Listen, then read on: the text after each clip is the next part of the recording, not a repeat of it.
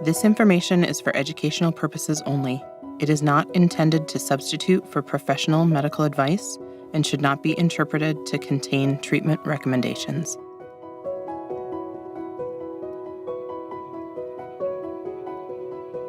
Hello, my name is Sarah Warmby. I'm a certified woundostomy continence nurse and clinical consultant with Coloplast.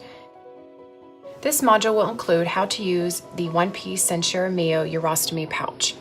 Now I have a one-piece urostomy pouch here. I want to talk about a couple of the features of this pouch.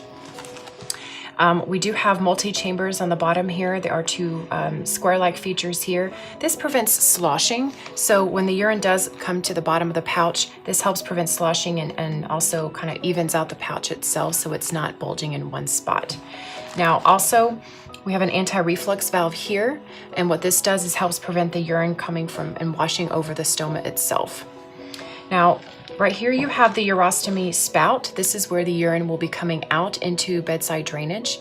It is very important that you have an adapter so that you are able to connect it to the bedside drainage. Now, some facilities will be sending this up with the urostomy pouch. If not, be sure to request it. So prior to application of the adapter itself, you want to clean each end with alcohol. So after this is applied with alcohol, you will insert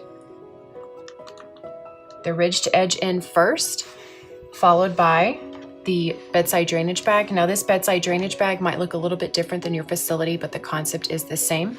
You want to make sure you clean each end with alcohol prior to insertion. Now you do not have to push this end in all the way up. As long as you have it in about 1/4 of an inch, and then you give it a good tug to make sure it is making a good seal, you are good to go.